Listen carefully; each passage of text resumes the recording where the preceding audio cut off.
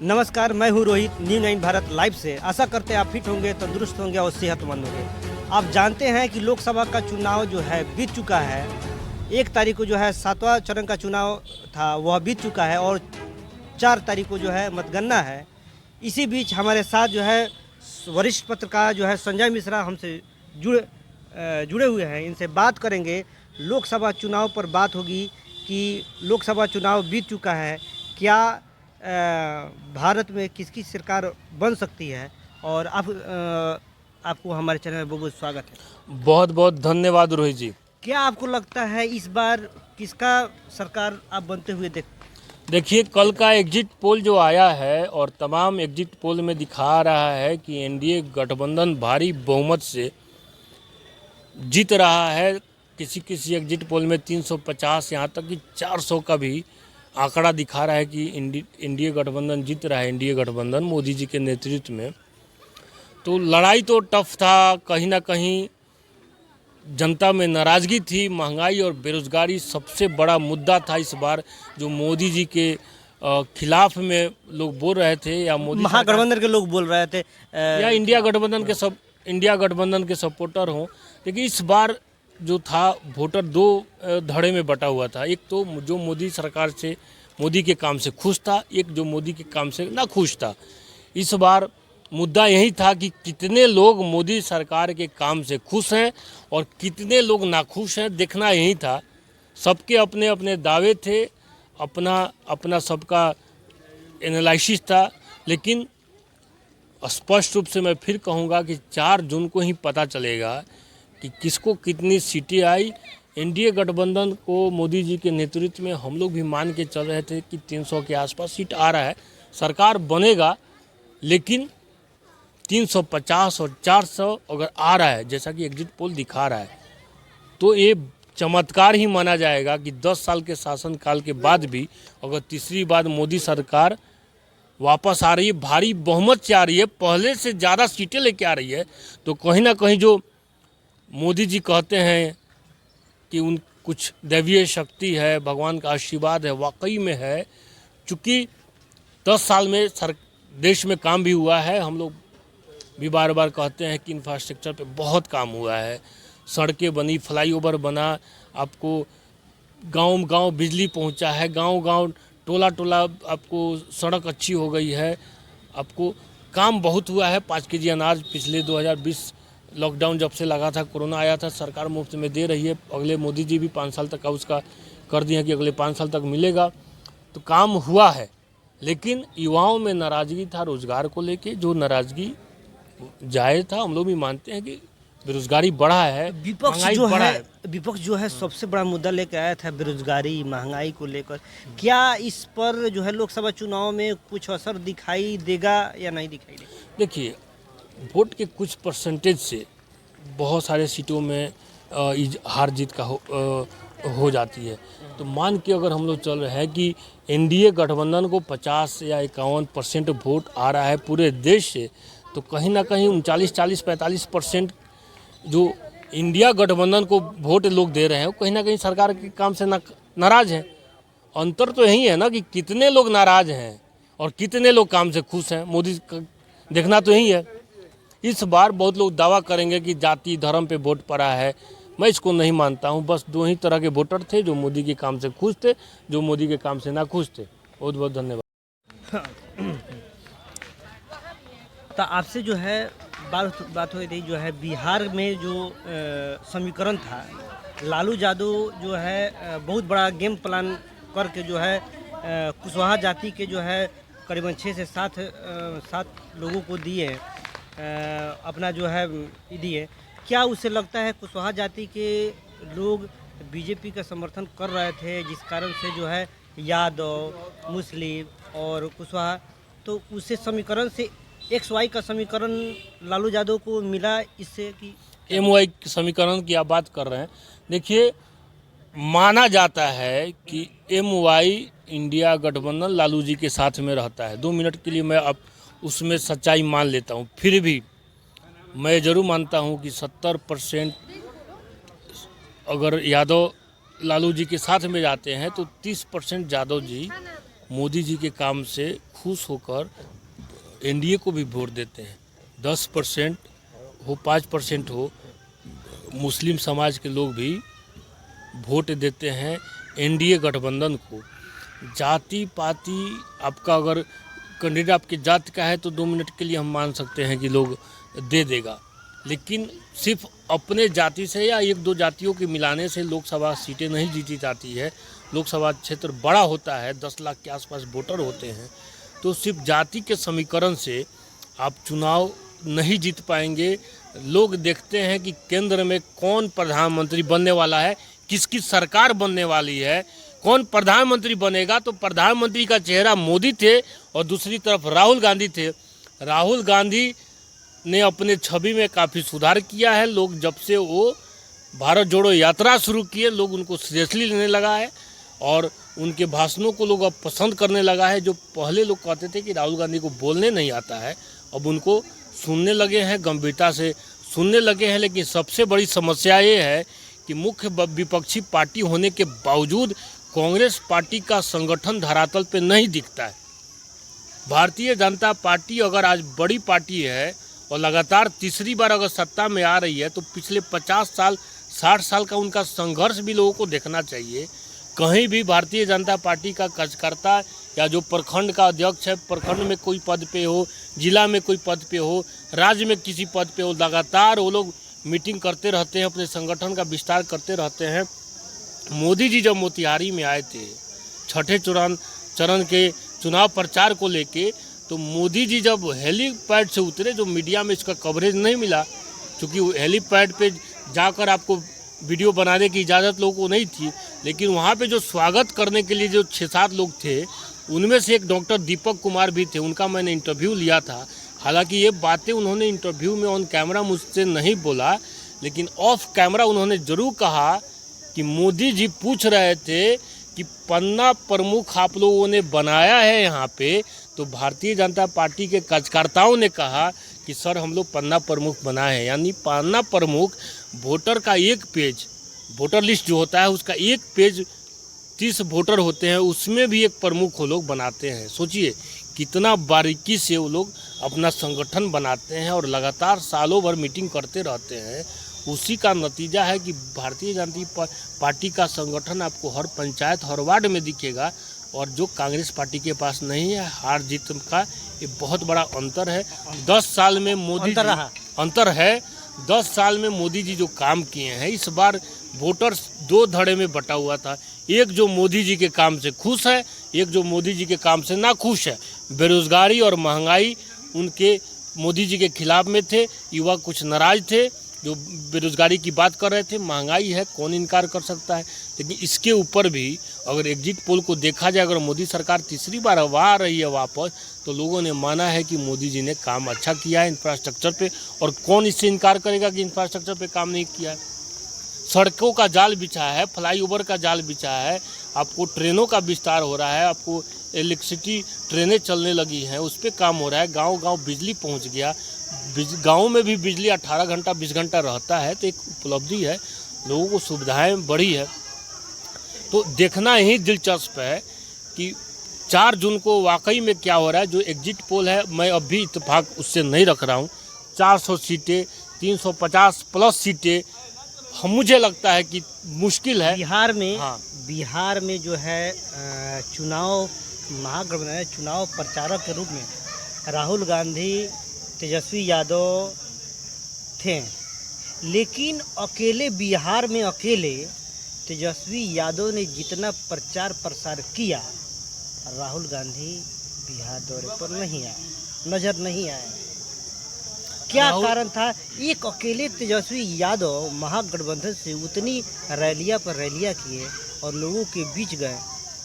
क्या आपको लगता है इससे जो है लोगों महागठबंधन का कुछ फ़ायदा हुआ या नुकसान हुआ? देखिए, बिहार में राहुल गांधी की रैलियां हुई है, 4-5 ही रैलियां हुई है। जहां जहां कांग्रेस पार्टी और इंडिया गठबंधन अच्छी स्थिति में था, वहीं पे वो लोग गए हैं।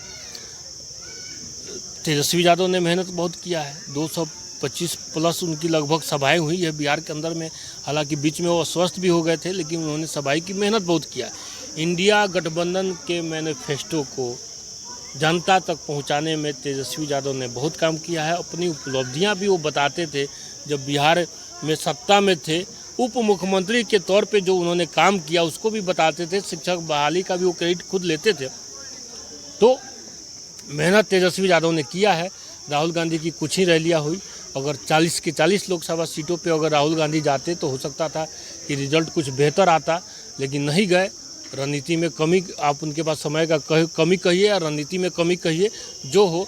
लेकिन पिछले बार जो भारतीय जनता पार्टी एनडीए सरकार ने 39 सीटें जीती थी, इस बार 5, 6, 7, 8 के आसपास उसमें ज़रूर कमी हो रहा है। काराकाट, पवन सिंह, पूर्णिया, पप्पू यादव। बिहार में जो है जब आपने जो है भ्रमण किया तो और फिर से हमने भी घूमा है, तो हमको लगा कि जो है 5-7 ऐसे होंगे जो बीजेपी का जो है कटेगा सीट।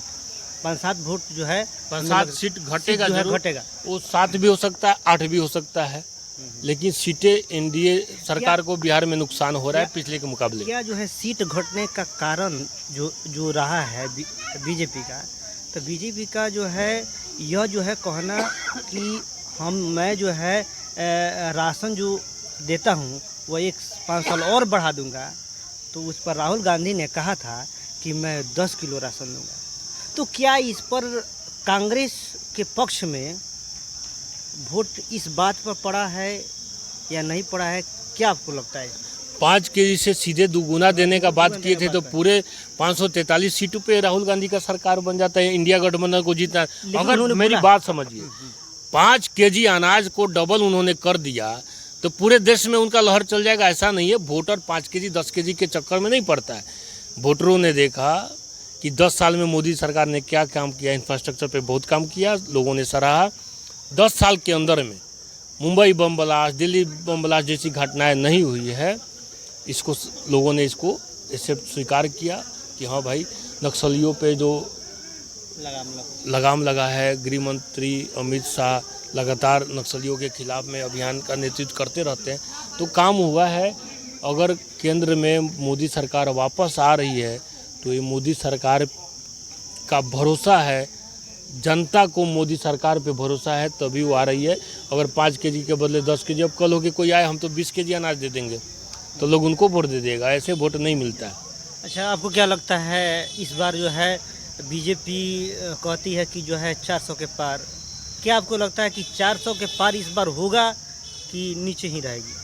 देखिए, मोदी जी क्या लगता है? मोदी जी जाने जाते हैं कि वो अपना एम्बिशन, अपना सोच बड़ा रखते हैं। अब 400 का जैसे ही उन्होंने कहा, नारा दिया, तो कुछ दिनों तक तो लोग इसी में उलझे रहे कि 400 आ सकता है कि नहीं, लोग नहीं आ सकता है कि आ सकता है। लोग ये बोलना भूल गए कि सत्ता में वापसी हो रही है या नहीं हो रही है। लोग 400 पे ही उलझे रहे। तो मोदी जी ऐसा मुद्दा छोड़ देते हैं कि लोग आप उलझे रहो। 20 इतने सालों से राजनीति में है, सक्रिय राजनीति में है, अनुभव है, तो उनको पता है देश का नब्ज, लोग क्या सोचते हैं, लोग क्या चाहिए, लोग क्या सुनना पसंद करते हैं। काम तो इंफ्रास्ट्रक्चर पे हुआ है 10 साल में। अब कुछ पत्रकार हैं, मैं रविश कुमार का नाम लूँगा, अच्छे पत्रकार हैं, लेकिन 10 साल में मोदी जी ने कुछ काम अच्छा नहीं किया क्या? कुछ गोदी मीडिया भी है जिसको मोदी सरकार में कोई बुराई नहीं दिखता है। स्वतंत्र पत्रकारिता का अभाव है देश के अंदर में, हो गया है निष्पक्ष पत्रकारिता। अगर सरकार अच्छा काम कर रही है तो उसको आप कहिए, अगर जहाँ गलत कर रही है वहाँ पे भी आप कहिए। अब आप सिर्फ अच्छा ही बोलेंगे, पार्टी का आप केंद्र सरकार का प्रवक्ता ही बन जाइएगा तो लोग गोदी मीडिया कहेगा ही, और सिर्फ बुराई करते रहिएगा लगातार तो रविश कुमार 5 साल और बुराई करते रहे मोदी जी का। मोदी जी तो रुझानों में भी दिखने लगा है और हमें भी लग रहा था कि सत्ता में वापसी होगी, लेकिन 350-400 सीट नहीं आएगा। अगर तीसरे कार्यकाल में भी सत्ता में भी वापसी आ रही है मोदी सरकार की, तो कहीं ना कहीं मोदी जी काम किए हैं, लोगों को काम दिखाए। सिर्फ बातों के भरोसे या कोई कह दिया नेता कि हमने कर दिया और धरातल पे नहीं दिखेगा तो लोग थोड़ा ही वोट दे देता है। यानी कि आपको जो है बिहार में जो 5-7 सीट की बात कही गई है, लॉस की बात जो है हम लोगों ने बात को कहा है, इसमें जो है काराकाट जो है, काराकाट से हम आपसे बात करेंगे। काराकाट में क्या पवन सिंह बीजेपी पर हावी हैं या नहीं? देखिए, जब काराकाट में एनडीए गठबंधन का जब सभा चलता था, वहाँ पे भी युवा पवन सिंह जिंदाबाद का नारा लगाता था, तो कहीं ना कहीं पवन सिंह के प्रति लोगों में वहाँ पे उत्सुकता है, आकर्षण है। और हमें लगता है कि काराकाट में एनडीए का भी जादू नहीं चलेगा, इंडिया का भी जादू नहीं चलेगा। पवन सिंह निर्दलीय प्रत्याशी, और सबको पता है कि पवन सिंह जीतेंगे तो भाजपा में ही जाएंगे, क्योंकि भाजपा की सीट उनको नहीं मिला तो उन्होंने निर्दलीय फैसला ले लिया। भाजपा निकाल दी है उनको, भाजपा ने पार्टी से निकाला है। जीत के जाएंगे तो दोबारा पार्टी में रखने में क्या बुराई है? पवन सिंह बुरे नेता थोड़ी हैं, बुरा आदमी थोड़ी है। उनको महत्वाकांक्षा था कि हम चुनाव लड़ेंगे। पार्टी ने किसी गठबंधन के मजबूरी में सीट नहीं दिया उनको, तो निर्दलीय अगर जीत के जाएंगे तो उनका स्वागत तो और होना चाहिए कि निर्दलीय जीत के जा रहे हैं। यानी कि आपका कहना है कि जब नीतीश कुमार को बार बार रख सकते हैं तो पवन सिंह को क्यों नहीं? बिल्कुल, आखिर में कुछ ना कुछ नीतीश की भी मजबूरी है, भाजपा की भी मजबूरी है, या उधर तेजस्वी की मजबूरी है कि जब नीतीश कुमार इधर से उधर जाते हैं वो भी स्वीकार कर लेते हैं। तेजस्वी के पाले में जाते हैं तो तेजस्वी भी बाहें फैला देते हैं, भाजपा की तरफ आते हैं तो भाजपा भी बाहें फैला के स्वागत करती है। अच्छा, तो राजनीति का ये मजबूरी आप कह सकते हैं। आपको जो है बेतिया और मोतिहारी में क्या लगता है इस बार लोकसभा चुनाव में किसकी जीत किसकी हार दिख रहा है? देखिए, मोतिहारी लोकसभा जहाँ तक हम लोग बात करेंगे, 2,94,000 कुछ वोटों से पिछले बार राधा मोहन सिंह चुनाव यहाँ से जीते थे 2019 में। विरोध है, नाराजगी है, लेकिन 2,94,000 वोट खत्म हो जाए, उनका जीत का ही वोट समाप्त हो जाए तब ना वो हारेंगे। उतना आंकड़ा अगर उनके खिलाफ में जाए तब तो वो हारेंगे, 10-20 हज़ार 2,000 से हारेंगे। लेकिन 2,94,000 वोट का अंतर उतने लोग उनके खिलाफ में हो, ऐसा नहीं है। वोट का परसेंटेज घटेगा जरूर।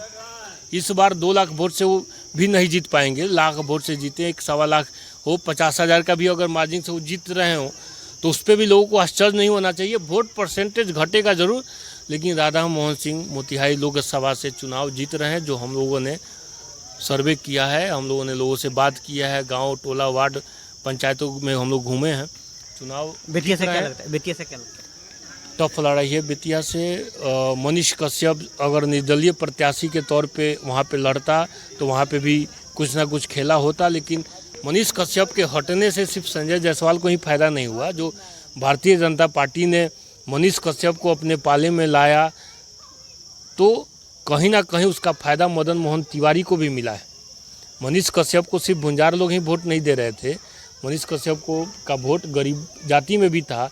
हालांकि बेतिया लोकसभा क्षेत्र से चुनाव का घोषणा करने के बाद चुनावी मैदान से हटना मनीष कश्यप के राजनीतिक करियर के लिए कहीं ना कहीं गलत हुआ है। मनीष कश्यप शायद बाद में इसको एनालिसिस करें, लेकिन मनीष चुनावी मैदान में अगर रह के वो हारता भी मनीष कश्यप तो लोग सम्मान देते जरूर कि चलिए लड़ाई लड़ा, लेकिन आने के बाद खैर उनकी अपनी समझ है, हम लोग सिर्फ एनालिसिस कर सकते हैं। उसी उनका अपना सोच रहा होगा, वो अपना, उनके जो समर्थक होंगे उनका जो विचार रहा होगा। हम लोग ये कह रहे हैं कि लड़ाई अब बेतिया में आर पार की है। संजय जायसवाल, मदन मोहन तिवारी, दोनों में से कोई भी जीत सकता है। 4 तारीख को दिलचस्प होगी कहानी। बिल्कुल दिलचस्प होना ही चाहिए। विपक्ष का लोकतंत्र में विपक्ष का मजबूत होना बहुत ज़रूरी है। सत्ता में मोदी जी वापसी कर रहे हैं ये अनुमान है, लेकिन इंडिया गठबंधन ने जिस तरह से चुनाव लड़ा है वो भी बधाई के पात्र हैं। राहुल गांधी की छवि पहले से काफ़ी सुधरी है। एक युवा नेता के तौर पे आने वाले समय में राहुल गांधी महत्वपूर्ण भूमिका निभा सकते हैं देश के अंदर में। ये आने वाले समय में ये उनकी उपलब्धि है, जो मेहनत वो कर रहे हैं। लेकिन ये मेहनत कांग्रेस पार्टी को लगातार अगले 5 साल की तैयारी करना है तो अभी से जुटना पड़ेगा। लगातार 5 साल वो लोग इसी मूड पे अगर मेहनत करेंगे तब जाके कुछ होगा, क्योंकि भाजपा अब घर घर, वार्ड बूथ तक पहुंच गया है। उतना संगठन बनाना, रातों रात संगठन खड़ा नहीं होता है। तो पूरे देश में कांग्रेस पार्टी को यही चाहिए कि हर राज्य में केंद्र का अगर चुनाव आता है, लोकसभा का चुनाव आता है तो लीडिंग में रहो। अब यहाँ पे राजद की सहयोगी के भूमिका में कांग्रेस दिख रहा है। सबसे ज़्यादा सीटों पे बिहार में राजद चुनाव लड़ रहा है। यूपी में सबसे ज़्यादा सीटों पे अखिलेश यादव चुनाव लड़ रहे हैं। अब अखिलेश यादव के नाम पे केंद्र सरकार लोकसभा के चुनाव में तो कोई वोट देगा नहीं।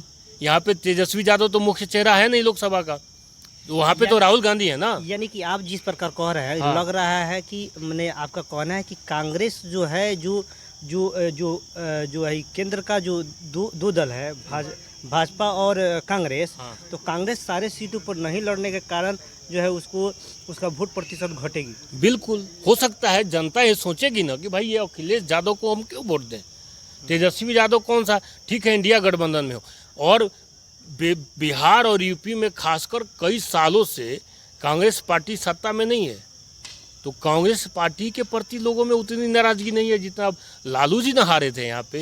यानी कि यहाँ केंद्रीय पे पार्टी, हाँ, यहाँ पे लालू जी हारे थे, वहाँ पे अखिलेश यादव हारे थे। कहीं ना कहीं लोग के शासन में कमी रहा, जंगल राज की जो बात अपराध चरम पे था। हालांकि तेजस्वी यादव उसको सुधारने में लगे हुए हैं और 15 महीने जो उनको मौका मिला वो अपने काम को गिना रहे हैं, लेकिन फिर भी एक बार जब आपके हाथ से सत्ता चली जाती है तो दोबारा आना लाने में बड़ा मुश्किल हो जाता है। तो अखिलेश यादव भी वहाँ पे हारे थे, तभी ना योगी जी आए। मायावती अब हाशिए पे है, 3 टर्म वहाँ पे मुख्यमंत्री रही, अब वहाँ के राजनीति में पूरी तरह से हाशिए पे है। तो कहीं ना कहीं कांग्रेस पार्टी को देश के तमाम राज्यों में अपने पैरों पे खड़ा होना पड़ेगा, खासकर लोकसभा चुनाव के लिए। तब जाके अगला चुनाव में अगले 5 साल बाद उनकी भी महत्वपूर्ण भूमिका होगी, क्योंकि मैं बार बार दोहरा रहा हूँ, लोकतंत्र में विपक्ष का भी मजबूत होना बहुत ज़रूरी है। ये हमारे साथ जो है संजय मिश्रा थे, वरिष्ठ पत्रकार हैं, और फिर से जो है यह जो है इनसे जो है चुनाव मुद्दे पर बात हुआ।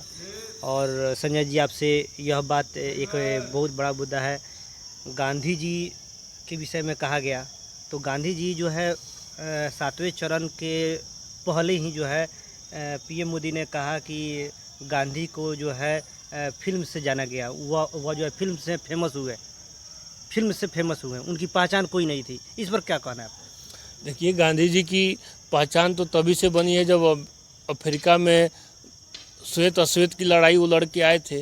1917 में चंपारण में उनको बुलाया गया, जो यहाँ पे किसानों पे अत्याचार हो रहा था, तो उनकी लोकप्रियता तो 2017 के पहले से है, तभी तो चंपारण में उनको बुलाया गया था। आज़ादी के पहले से गांधी जी पूरे देश में लोकप्रिय थे। अंग्रेज़ों के खिलाफ लड़ाई जो हो रहा था उसमें वो नेतृत्व कर रहे थे, और गांधी जी की तो लोकप्रियता इतनी थी कि आज़ादी की लड़ाई में महिलाओं ने अपना गहना भी उनको दान कर दिया था। इतनी लोकप्रियता उस समय उनकी थी। तो कहीं ना कहीं ये स्लिप ऑफ टंग मैं प्रधानमंत्री मोदी का मानता हूँ, जो उन्होंने कह दिया कि उनकी लोकप्रियता गांधी फिल्म रिलीज होने के बाद हुई। पूरे विश्व में गांधी जी आज़ादी की लड़ाई का मुख्य चेहरा होने के कारण वो इंग्लैंड हो, अमेरिका हो, हर जगह दुनिया उनको जानती थी कि कोई गांधी है जो एक धोती पहन के एक लाठी लेके और अंग्रेज़ों के खिलाफ आज़ादी की लड़ाई लड़ रहा है। चुनाव के आखिरी समय में ऐसा प्रकार का जो है एक भारत के पीएम नरेंद्र मोदी ने ऐसा बयान दिया, देश को शर्मिंदा करता है। क्या इस शर्मिंदा से जो है 7वें चरण में बीजेपी को नुकसान हो सकती है या नहीं? मुझे नहीं लगता है कि इसका नुकसान होगा। लोगों ने इस बात को बहुत गंभीरता से नहीं लिया है। हम लोग हिंदुस्तान में रहते हैं, अमेरिका नहीं है कि अमेरिका के अगर किसी राष्ट्रपति के उम्मीदवार ने अगर वहाँ पे ऐसा भाषण दिया होता, ऐसी बात बोली होती, तो हो सकता है कि वहाँ पे लोग चुनाव हरवा देते। लेकिन ये हिंदुस्तान है, यहाँ पे लोग इसको बहुत गंभीरता से नहीं लगा। उनकी आलोचना हुई, मोदी जी की इस बयान को लेकर आलोचना हुई, विपक्षी पार्टियों ने, नेताओं ने आलोचना की, कुछ पत्रकारों ने भी आलोचना की, इसकी समीक्षा भी की और बताया कि हाँ भाई मोदी जी यहाँ पे गलत हैं। लेकिन अब इस बयान से एनडीए गठबंधन 7वां चरण में पूरा सीट हार जाएगा, इसको मैं नहीं मानता हूँ। देखिए, हमारे साथ जो है यह संजय मिश्रा थे, वरिष्ठ पत्रकार थे, हमारे साथ जुड़े हुए थे। इसी प्रकार आप देखते रहिए न्यूज़9 भारत लाइव, और हर एक लोकसभा चुनाव के हर एक वोट की गिनती आप इस चैनल के लाइव के जरिए देख सकते हैं। इसी के साथ आप हमारे चैनल को लाइक, शेयर और सब्सक्राइब जरूर करें, और 4 तारीख को देखना ना भूलें न्यूज़9 भारत लाइव। इसी के साथ जय हिंद, जय भारत।